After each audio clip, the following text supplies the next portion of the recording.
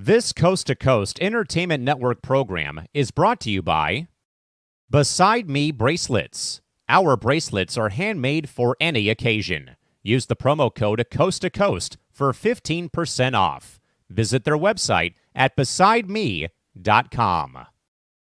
Suzanne's Paparazzi Jewelry. With 24-hour shopping available, use the code 160920 and show her some love, like she showed us.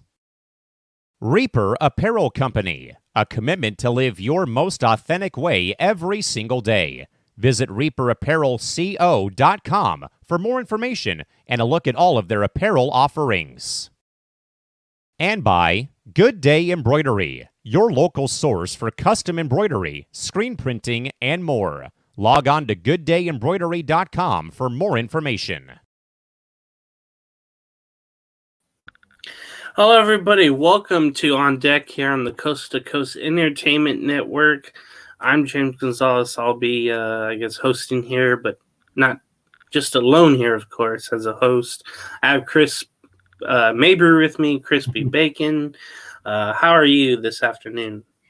I'm doing good. It's the week of opening day baseball. I think Thursday is technically the first day. I guess you could say the other games this past week counted, but it starts really for real Thursday. Yeah, it was weird for everyone else. Weird for the Dodgers and the Padres to play worlds away in Korea and start 2 games before everybody else, then go back and play exhibition games like they will this weekend, and then during the week before. You mentioned opening day will be March 28th, and then those teams will have a day off. Some will start Thursday, some will start Friday. I hate that. I hate the fact that you play one game, you're off right away. Can we just start the same day? Yeah, but there's NCAA stuff going on with March Madness, men's and women's, so they don't want to interfere with that in a way too. I get so it. It's just scheduling. It's trying to get yourself on TV. Like we mentioned, the only game on ESPN, I think, on Thursday will be your world champion Texas Rangers taking on the Chicago Cubs. They'll have the ring ceremony and the banner raising again. I think that's going to be cool. I'm going to look into that because it's, the first championship in your club's history, and that's something to be special. Now we have one each. Your team definitely closer to repeat than I. You never know. So, baseball's funny. Right? Yeah.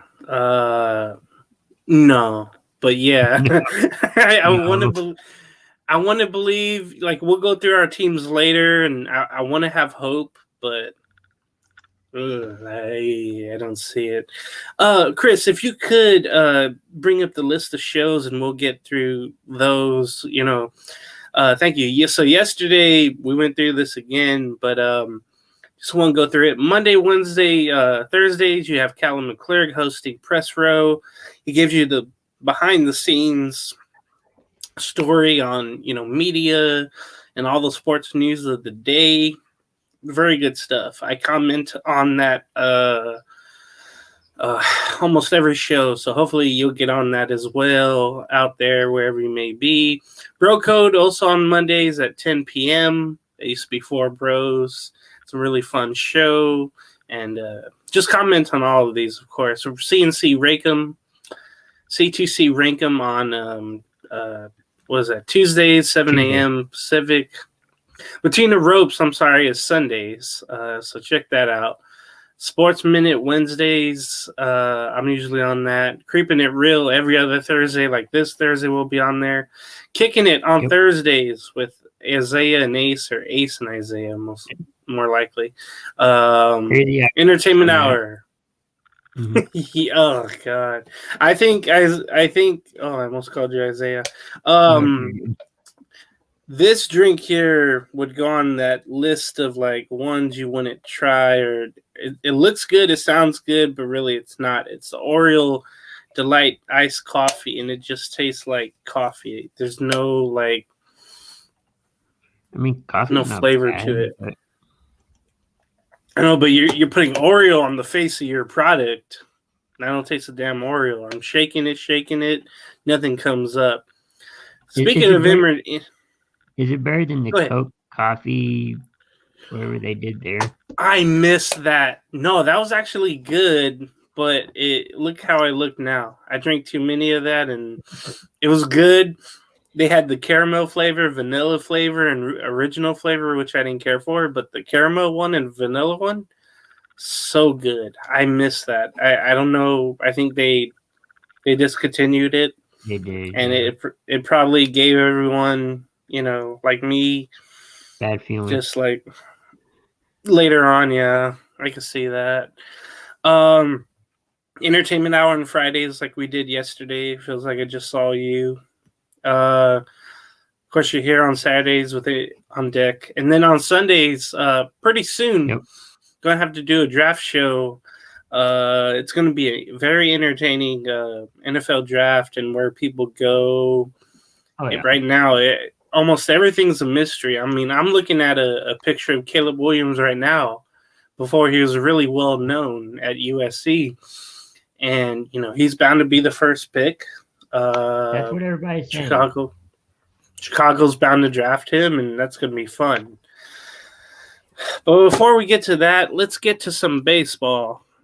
Chris, and I'm happy to do this. Now, we mentioned the 2 Korea games, and these were played in Seoul, Korea, of course, South Korea, not North Korea. The Padres and the Dodgers both split, I think, home games, at least I could tell by the uniforms. Mm-hmm. It was March 20th and 21st, these MLB Korea games. So the Padres hosted the Dodgers the first day on the 20th, on Wednesday. By the way, these games were at 3 a.m. my time, 5 your time. Still early. I tried staying up all the way through. I couldn't for either. I woke up each morning and just found out the score. And what I should have done was just, just do that instead of trying to get through it. Oh, yeah, DVR, yeah. But I was thinking to myself, I'm up anyway, but not all the way. Mm-hmm. I couldn't do all the way. There's no way. Back then, I probably could. Anywho, the Dodgers, they won 5-2 on the first game of the season, so they start 1-0. The Padres own 1. The Dodgers rallied late after the Padres had the lead for a while. It's something we were wondering what's going to happen with the Padres with their bullpen was going to kind of struggle there. This series had a lot of hits. Mm-hmm. and a lot of runs later on, but Tyler Glasnow for LA looked really good. He got 5 innings in, just 2 runs. Yu Darvish, the former Ranger, he looked okay. Former Dodger, Ranger, every team. I don't know. I think the main story of this was Yamamoto. I heard he didn't do too well. No, me and Isaiah were covering that game. I think we were so bored that I decided to do play-by-play, and we covered the first inning. So Glasnow looked really good, but the top of the first for the Dodgers, yeah, that was really bad for them. But that was the next night, I should say. So, yeah, Glasnow got the win for LA 5-2. And then the next day, yeah, we got to talk Yamamoto because he looked good in the beginning of spring. And then, man, if you see his line for the first inning, his ERA ended up at 45.00. It was bad. I think he walked 4, I want to say. Let me look that up real quick because I couldn't believe it. He walked 1. But didn't they get like 5 runs? Yeah, 5 runs, 4 hits. 2 strikeouts, and then one of the outs was a sacrifice fly. So yeah, 4 runs, 5 hits, 1 walk, and 2 strikeouts in his inning of work. Then it just became a glorified bullpen game for LA. The Padres ended up holding on to win 15-11. I mean, it was a wild, wild game. It was, okay, at one point, I want to say it was 9-8. I want to say, and then it ended up getting a little bit closer before Manny Machado hit that 3-run home run in the 9th. That really helped out things for San Diego. I think it would have been bad if San Diego came back to America, losing both games. You kind of feel like, man, we never beat the Dodgers. So it would be great to beat them, especially somewhere else when everybody is watching. The starting pitching, though, Chris, it seems like it's taking a hit right now. I mean, just Joe Musgrove for the Padres didn't do well. Yamamoto, of course, didn't do well, and Darvish didn't do well. Only Glasnow. It's kind of been chopping at the bit, I think, trying to prove the Rays wrong by trading him and then extending his contract with the Dodgers. But how do you think that is, Chris? Do you think these games, it just seemed like glorified spring training games, but they actually counted? What did you think about these games? And we'll get to the atmosphere of the building as well. Yeah, so it was kind of interesting. I mean, it is interesting no matter the sport, I guess, to see like baseball, football, basketball, whatever the sport is, go to another country where they may not know, or they have some familiarity with it. I think they said South Korea had like 6 baseball, stadiums for their league or whatever. But it's just interesting to see it in another country, different atmosphere. I guess you could say it's like glorified spring training because the starting pitching wasn't used the whole game or majority of the game, which I kind of understand that, because when you come back to the States, it really does count, and you don't want to injure anybody. So, I mean, it was a good game, high scoring. And I feel that it is high scoring because of the pitch clock. Mm-hmm. But which is fine. I thought it was a good game overall. What's funny, Chris? You mentioned the pitch clock, and it made an impact on the first batter. Mookie Betts, I believe, got to walk to first after Yu Darvish didn't pitch in time. So that's funny you mentioned that. Also, Mookie Betts, this dude was like hot all game, just like Shohei. He was 4 for 5 with a home run, a double, a walk. He drove in 6 on that Thursday game. Cronenworth and Machado also had some big hits during this game. Both teams left a lot of men on base. Jackson Merrill got his first hit for San Diego in his career. That was really good to see. Shohei Ohtani balled out. He couldn't hit a home run, but he had some singles and doubles, or mainly singles. But what I could tell about the atmosphere, Chris, the stadium, it just looked like a old, like an old little like warehouse factory, and it was only 17,000 that got jam packed into there. But one thing, if you notice, spring training ballpark, the fences are further. And that's how it was in Korea. There was all these home runs that should have been, but they either hit the wall or they were caught at the track. That's what I noticed watching the games. That's why I called it like a spring training game, because usually those balls in the regular season are gone for home runs, and it could have been a bigger score. But yeah, good for San Diego to get some runs. We have to mention, the Korean player, Ha-Seong Kim, the shortstop for San Diego.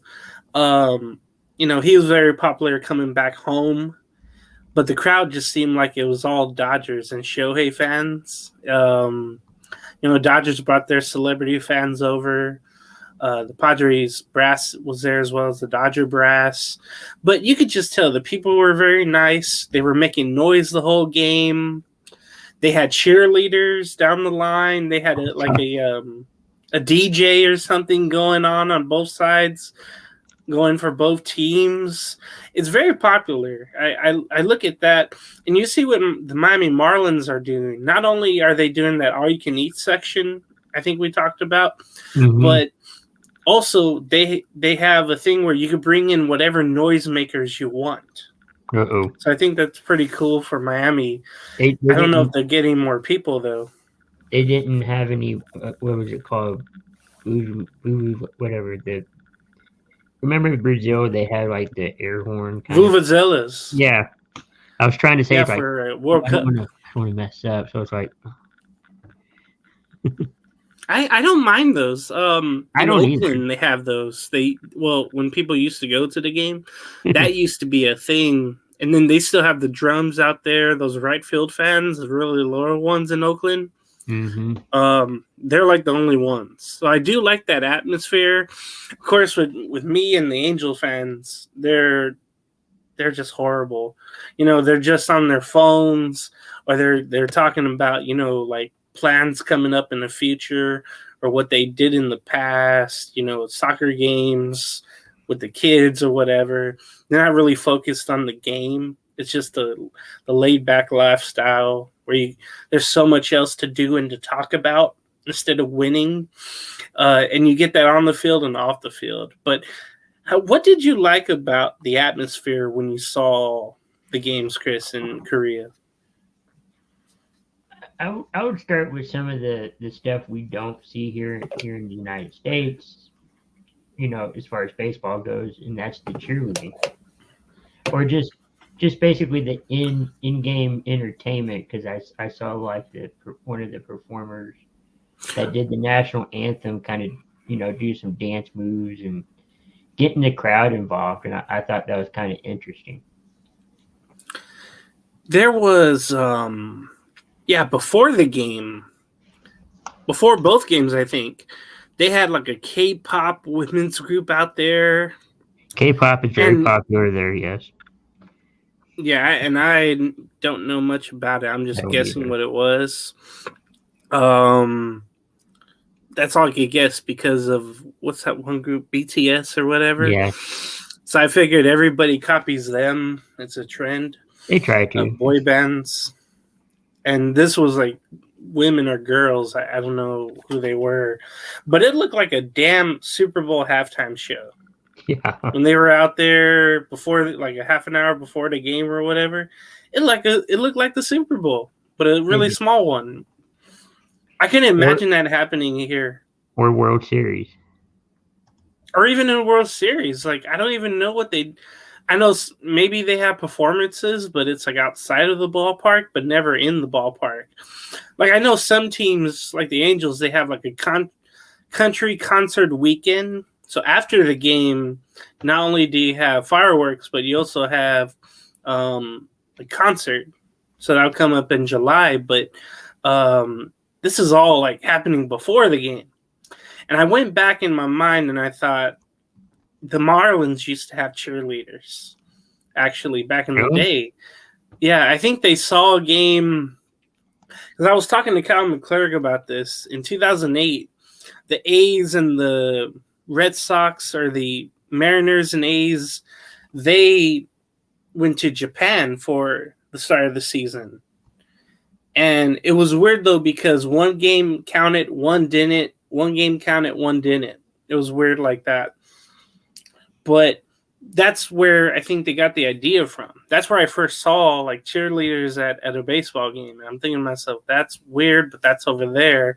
Everybody has one of those shouting, cones in their hand. Everybody's has whistles and noisemakers. So yeah, I wish more of that was in America and for MLB, but I just don't see that happening. So let's transition over to one of the players that was in those two games. Now, we don't know everything to be true yet right now. This is all based on speculation and stories and the Shohei Ohtani situation. Now, I I don't want to get too much into it, like too in depth of it, but there's not, I should say, there's no grave concern for his career or anything like that for the MLB because there's no betting on MLB games. So this is not a Pete Rose situation. Let me say that first. It is basically his interpreter, Epi Mazira, getting fired because at first, the story was he borrowed money from Shohei Ohtani. The name is on the checks. Ohtani's name is on the checks. That's good. One thing to notice. Yeah, when you see that, you're like, oh, no, that's not good. Because it's tied to an illegal betting setting in California. You can't bet in California, but they have an illegal thing going, and Epi, the translator of Shohei, which he's known for years, is tied to that. Since what, 2013, I think they said? I know they were like 18 years old, so yeah, that sounds right. That they knew each other ever since then. And it's frustrating, but I think it only mattered because the story was changed, where now, Tani's people saying, well, the interpreter stole the money from Shohei. So there's two stories right now, but the fact is that they're tied to an illegal gambling situation in California. And it's funny. I woke up today and I put on YouTube, and the first commercial was DraftKings for March Madness. I thought it was going to be for MLB, but it was March Madness, luckily. But it's just funny how sports and gambling have kind of intertwined legally, but then we have this illegal thing that was bound to happen in MLB. I mean, think about it. You have the A's possibly moving to Las Vegas, where gambling is legal, and you can bet in that state. I'm trying to take this situation and say, hey, I don't think the worst is going to happen, like Shohei's going to get banned or anything like that. But it is alarming because Epi had, Epi was in the dugouts with him all those years with the Angels. And I was fearful that, hey, I was going to have to go back in time, watch every odd game Shohei had. Like, why did he leave the pitching performance early? Or why did he swing and miss on 3 straight pitches? There's all these different things. I would have to go back and say, did he fix games? Did they fix games? And I don't think there's anything like that. The betting that Epi did was toward, other sports. It wasn't baseball, luckily. Yeah, I think they said like a basketball game. It wasn't soccer, MLB. I want to say. Yeah, it wasn't baseball. It was other sports, but yeah. But the fact is, Shohei's signature is on all these payments of $500,000 each, and it comes out to $4.5 million is what the translator's debt came out of with that illegal sporting book. Chris, without getting, I guess, too into it and all the possibilities, and for me, I'm not wishing anything bad on him. I'm hoping this gets through because Shohei is like the main guy for MLB. But what'd you think of all this when you heard about it?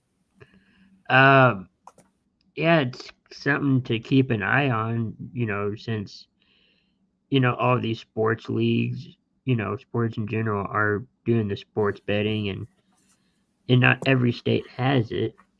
But it's just interesting that they keep promoting it. It's also interesting that during the South Korea game, they had, I think, his current interpreter or a interpreter, that was kind of going over some of the stuff, and they're even there for like day-to-day stuff. So like if you went to the bank and, and all that stuff, and yeah, they have the information so they can make the transactions and all that. They would have to probably I don't know, look at surveillance to see what was going on. I don't know, but it's not looking good, but it's not horrible. Not like what we first thought, that's for sure. Because right away, when that news came out on Wednesday, it pretty much came, after the first game, where Epi and Otani were, looking like buddy in the dugout. It doesn't look like someone who stole money from someone, right? Right. Definitely not like that. So yeah, let's get off of that. It's going to be a long-lasting situation, I think. Hopefully, it doesn't drag out through the season. And again, I don't think the worst is going to happen where there's punishment at all. He might get a game or two because he's kind of involved, but I don't see anything. Yeah. The worst thing I think is with the FBI and all that. That will probably be the worst stuff come up, where there could be some fines or some, I don't think any jail time or prison time, but at least not for Shohei. But I think for Epi, the former translator, he was fired by LA on Wednesday, or Thursday, excuse me. He was fired. But for him, it would be punishment, like jail time, prison time, just like the bettor's going to get. He'll get the most, of course, because he's the ringleader. But Shohei, it'll probably be just like a fine, slap on the wrist. He's got the money, of course. It's deferred, but he's got the money. All right, let's get to some free agent signings. So finally, Blake Snell was signed by the Giants, the starting pitcher, who will probably need some time to get ready, maybe like 2 to 3 weeks. So he won't be ready opening day for San Francisco. He got a 2-year, $62 million deal. It's all opt-outs, by the way. It's basically a 1-year deal. And he'll decide if he wants to stay with the Giants or try to get more next season. So we'll go through this pretty much all over again if Blake Snell does deliver for San Francisco. He's with the Padres last couple of years. He had a great number year last year. He was low in ERA. He still has all the walks, and he got away with it, I think, last year. I don't think he'll get away with it this year. The defense, again, is not the same as it is in San Diego. Chris, I know that he was slated maybe to be an Angel, but I don't think the Angels ever had a real interest in signing him. But remember, the Yankees had interest. The Astros late had interest in him. That was odd to hear. And even the Rangers, I heard, had interest in him. So what did you think about that signing so late for a starting pitcher for Blake Snell? Yeah, that's kind of interesting. I'm not sure if, San Francisco had an injury that, they needed somebody to sign. We were kind of thinking that, initially with the remaining free agents out there. I think it's going to be a good fit he's going to be a good fit for San Francisco, but season hasn't really started yet, so it's kind of hard to tell. But, as of right now, I think it's good. Okay, JD Martinez, the designated hitter, he'll turn 37, I think, in August here this year. He signed a 1-year deal, $12 million. There's incentives, I think, for 15. Last year, he had a great year with the Dodgers, but I think that was all because he had the protection with him. He's going to go to the Mets. He'll struggle there, I think, and it's amazing that he had to wait all this time to get signed. He was slated to be an Angel all this time or a Met. And again, it ended up the Angels not wanting to sign anybody, which I really, really hate. Sorry this to is say. Oh, go ahead. No, go ahead. I was going to say, Sarge is saying he thinks that Snell it could be traded if not continuing with the Giants. That's true. Yeah.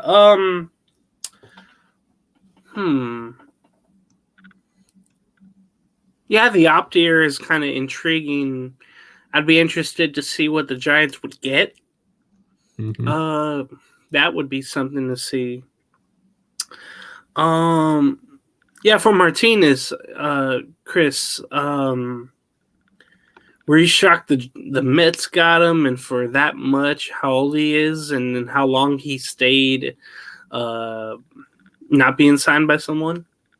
Yeah, I'm surprised. He had a good season last year, and I thought he'd stay in one place at least for a little bit, but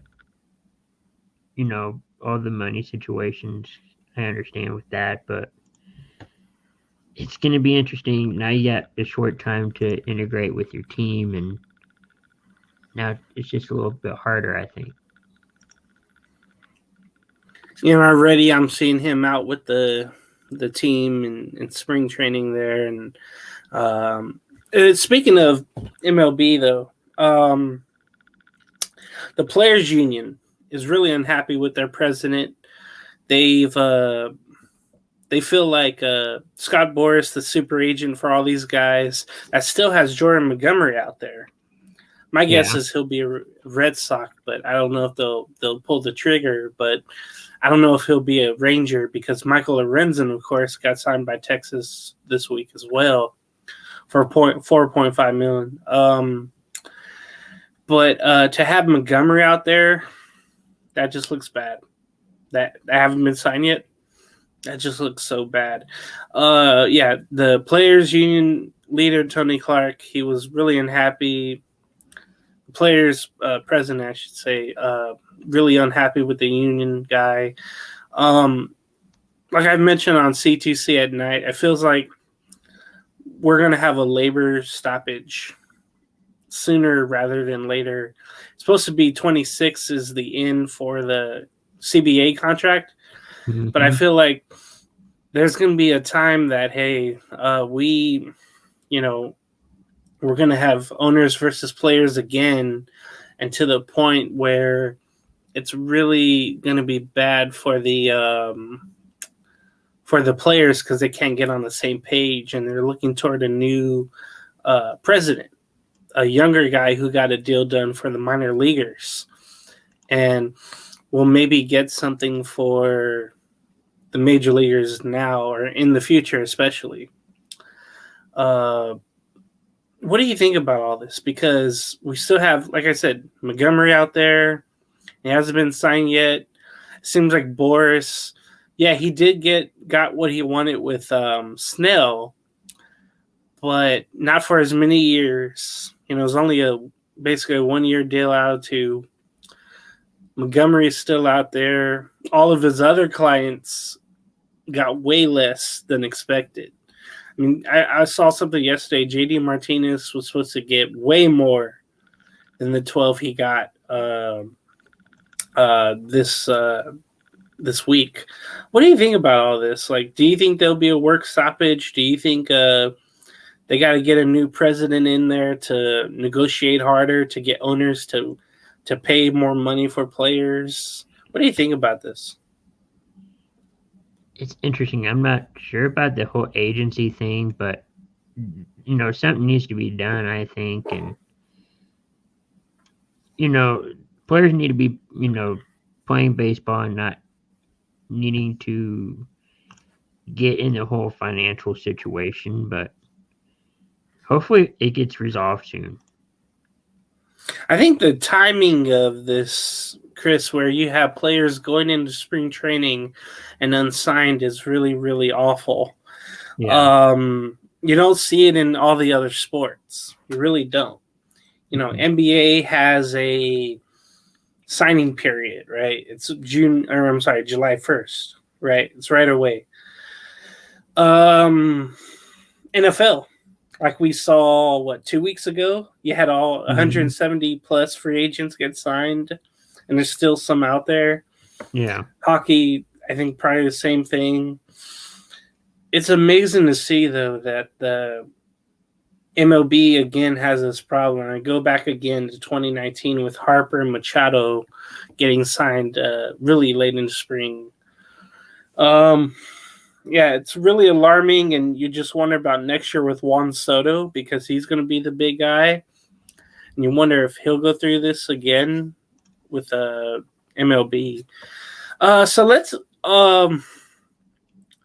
get to our team predictions for 2024. Now we both have our gear on. Mm-hmm. You know, you got your Texas Rangers stuff. You're the world champions. Ugh. I'm wondering, how will you guys fare this year? Will you take a step back? Will the injuries of DeGrom and Scherzer hold you back in Seager? Do you think you'll get a wild card? How many games do you think you'll win? How do you think the Rangers look this year? Are going to look this year? I'm going to say we're going to get about 65, 70 wins. I don't think that DeGrom injury is going to hurt much. He was out most of the year last year. Everybody thought that, DeGrom's out in the world. Scherzer, I don't think we had much of him last year. I don't think those two injuries are going to hurt much. I don't think we're going to be in the World Series, but I think we'll be in the playoffs. So maybe a little bit of a step back, but I think we'll be okay, though. We'll get back to the World Series. I just don't know about this year.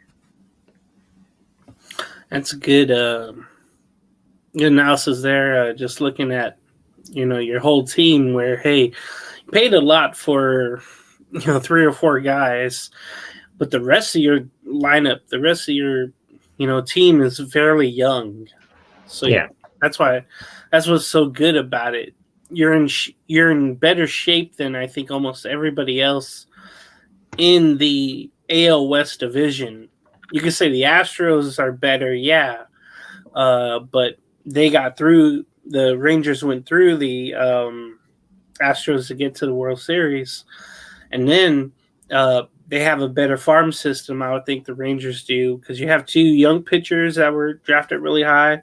Mm-hmm. Yeah, my rookie of the year prediction, Watt Langford, who will be probably the DH for you guys. Evan Carter in left. You have Taveras, Garcia in the outfield. Really speedy outfield. Really good one. The infield with Jung, Seager, Simeon, Lowell. And all you did basically was lose, Montgomery and Garver, the DH. But you could easily replace that. Your starters, maybe that's a little cause for concern with the injuries and the young, youthful there. Your bullpen's kind of changed up. Instead of Chapman, it's Robertson, who came over for a 1-year, $10 deal. Chapman went to Pittsburgh. So it's funny to think how the Rangers will do after a championship. We never said that before. We should have said that 2 years, I think, back in the day. They were 1 strike away. 1 year they were swept by the Giants. But that must have felt good, getting that monkey off your back, Chris, for the Rangers to win a World Series. It is. And, they're talking about Bochy's history of when he wins a World Series, how does he bounce back or continues the leadership of the team? And from what I've heard, it's pretty good. So I'm kind of I do remember, though, the year after the 3 championships he had in San Francisco, they didn't repeat, or they didn't make the playoffs. So maybe there's a little hangover, or maybe they'll shock the world like everybody else. Everybody thought Kansas City will be right back, but they had some growing pains in the NFL, and they did it. Where going to start with my Angels? Well, let's start with the rotation. It's awful. You have all these lefties, and they all suck. Let me be honest with you. Tyler Anderson, a 2-year out of 3-year deal left. He's not as good. He's trying to get better, but he's still giving up the long ball.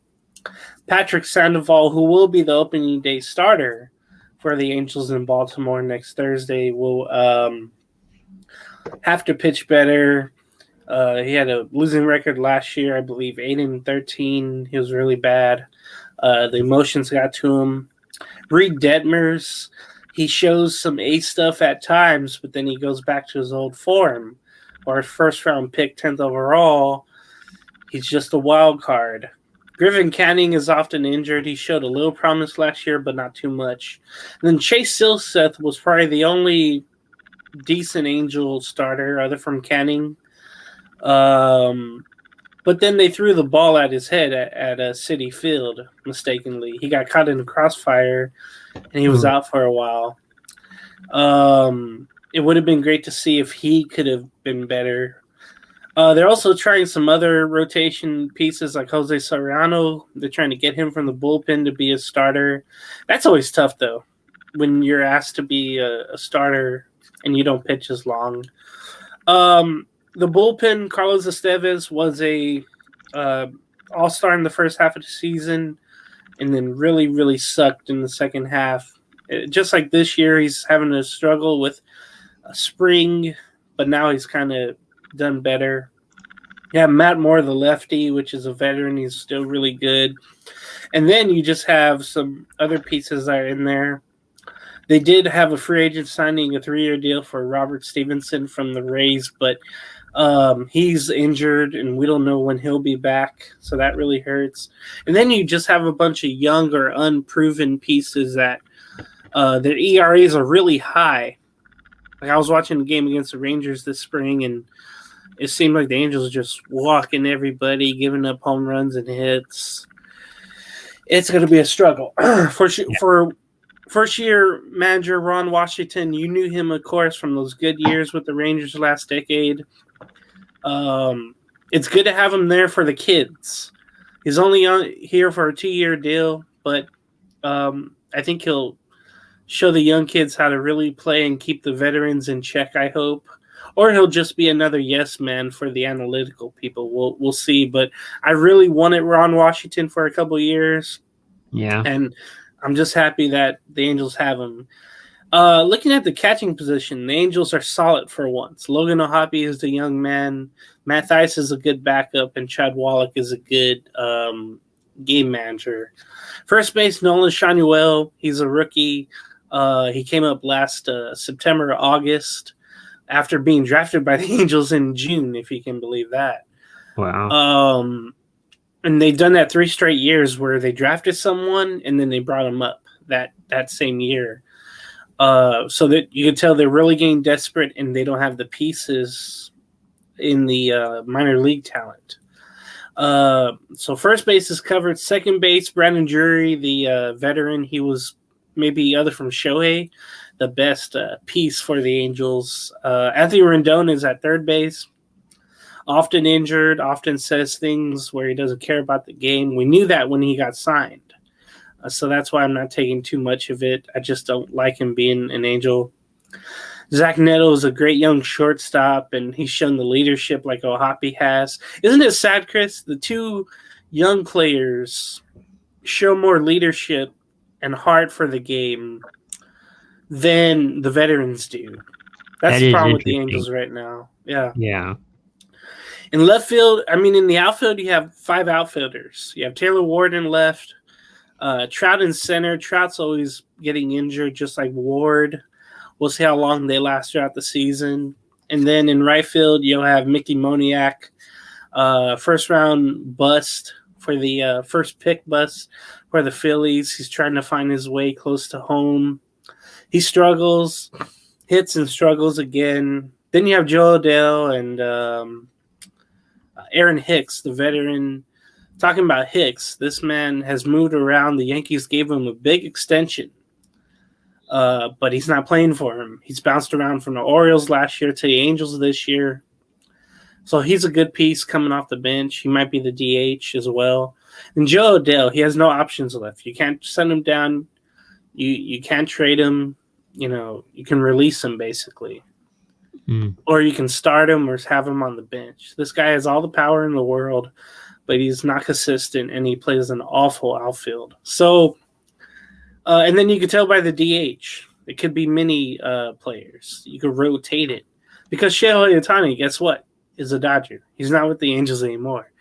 So prediction-wise, I would think the Angels go to 69 wins this year. They had 73 the last 2 seasons. I think without Shohei, those wins you would get late, those game-winning home runs and all that all goes away with Shohei, right? And all those wins that he would get on the mound, all that goes away. I think Oakland will make it close for fourth place, and the Angels will be in last place eventually this year. And yeah, I'm gonna go 69 wins for the Angels, and I just don't see them doing too well. I hope that they're in every game. I really hope that, but we'll see what happens. Tim Fielder has a comment here mentioning that the West will be either the Rangers or the Houston Astros, and that's certainly true. The Mariners nipping at the heels. The Angels will be better than the A's at least. If that isn't the case, and the A's, which have a better farm system too, let's not forget that they have all their young talent either up or they're coming up. Isn't it odd that a team like the Angels doesn't have a farm system better than the A's, and the A's have been struggling all these years, but they've been able to make the playoffs sooner than the Angels have. It's just a bad situation there. All right, so if you watched C2C's Sports Minute, they had the Wheel of Doom going on. Yeah. And this was pretty fun. And I have this stuff still here. Cool. So basically, Wheel of Doom, Ace has it for the MLB teams. You get 3 in each league, 1 in each division, and it goes by points. It's almost like a fantasy situation, I would think, right, Chris? Yeah, so basically, if this was going to be the standings after the year or after the week, we go with Big B's list. So the Colorado would be in first place. That would be 5 points. St. Louis would be in second. That's 4 points. Philadelphia third. That's 3 points, and so on. Your last place team will have 1 point. And it just goes off of the regular season standings of how it's determined. Look at my team, man. I'll start off, man. I gotta hope San Francisco does well. I gotta hope Cincinnati keeps building of what they got going on. Miami will just be middle of the pack or less. I don't think they're gonna do much. The Angels are the Angels, of course. The White Sox are gonna be in last place. And the Yankees, guess what? Garrett Cole is out, 8 to 10 weeks with his elbow injury. So I don't have a lot of promise for all those points. Now, I look at your list, Chris, and I see 2 title contenders possibly. Yeah. And I know Rangers are 1 and maybe Toronto. Or the Dodgers. Yeah, I was going to say, you have LA there. That's probably number 1. You're hoping that the Cubs kind of show up like the Giants do, where they get the slew of free agents and hope that they make it. What's interesting is, for the Rangers in opening week, they're going up against the Cubs. Yeah. Which is another of my team in this list, which is weird. I think like Detroit, we talked about them where, hey,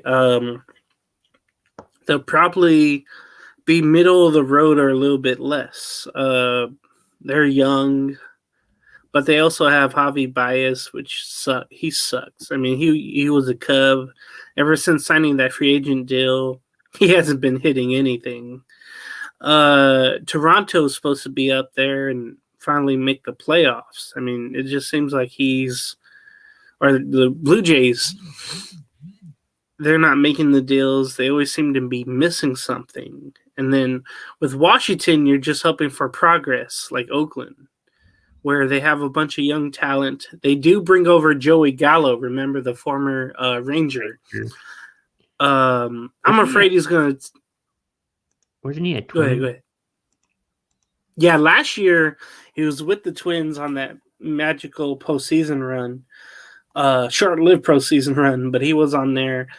I'm afraid he's going to tell everybody in the national system to just, swing for the fences like he does. Remember, he gets a lot of, pop-ups or strikeouts, a double or a home run. That's all he does, basically. He's a glorified DH, kind of like J.D. Martinez is. So he's probably their main player. Steven Strasburg, I know you haven't heard that name in a while. I have not. He's basically broken. Like, he can't pitch. He has, 3 years left on his big deal. The Nats want him to come in and kind of be a vocal leader. It's almost like a Kawhi Leonard situation or a Ben Simmons situation where he's not going to play. Why have him around? But it's kind of messy there. So the Nets have that going for him, and then they got to find a new owner. The owner died last year, Lerner. Meanwhile, the team is very young. They traded a lot of prospects away, or they traded Juan Soto a couple years ago to San Diego for a lot of prospects. They also made some other deals, but they're supposed to struggle this year. But hopefully, again, show some progress like Oakland. We'll see what happens. Now, Chris, I want to get to some real quick, and it's going to be a surprise here. Uh-huh. But you know how you had your picks last year for division winners and all that. Right. Who do you think will be a surprise team that'll be a winner this year that really no one sees? I want to say the Cubs. I would like to see the Cubs, do something after, what was it, 2016? I think they won their... That's a World Series year, yeah. Yeah. They have I would all like to see new players, basically. Right. I would like to see something. Like them win the Central or really shock the world and make the play, easily make the playoffs. That would be something. Yeah.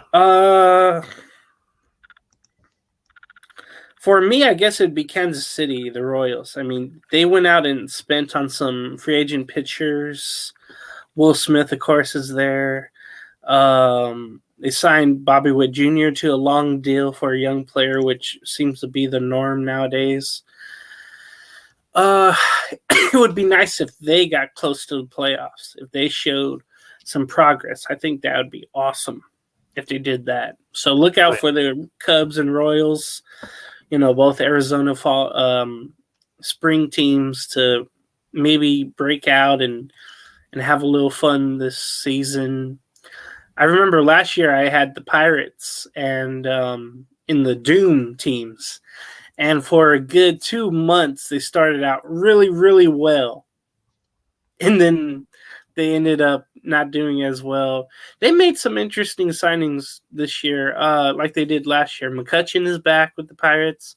Aroldis Chapman is there for their bullpen. But they're a little interesting. They also signed some young players to long-term deals. So hopefully they'll be interesting this year, just like the Royals. And then the Cubs, yeah, you mentioned the free agent signings they got. They're competing for that Central. I don't think anybody has them winning it, but I think it'd be awesome if that happened. Chris, I guess we'll get out of here, but we'll mention to people, hey, we'll see you next week. We'll have some games to talk about, even more than the two.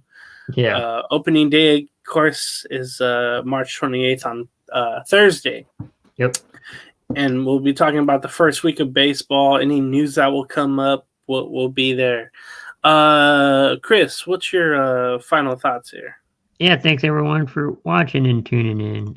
We'll be having more stuff to talk about next week as opening day kicks off or starts up.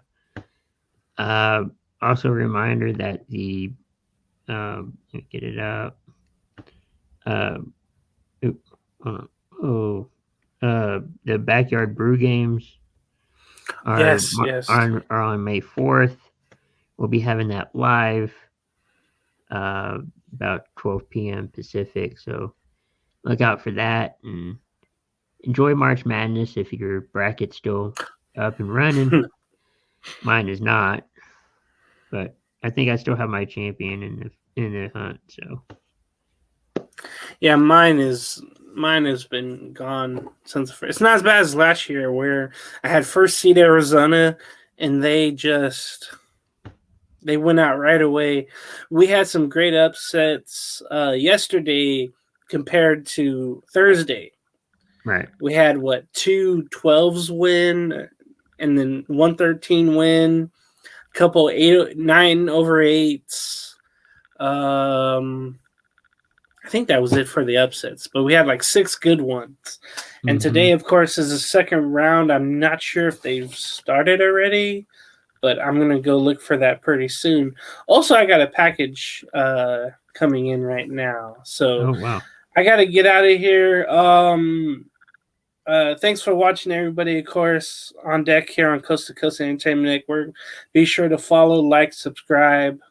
And again, check out for those games on May 4th and all the programming here. Comment in on all the shows. We got some for everybody. It's pretty great stuff. All right, everybody take care. Go Halos. Go Rangers. We'll see you next time on deck. Take care.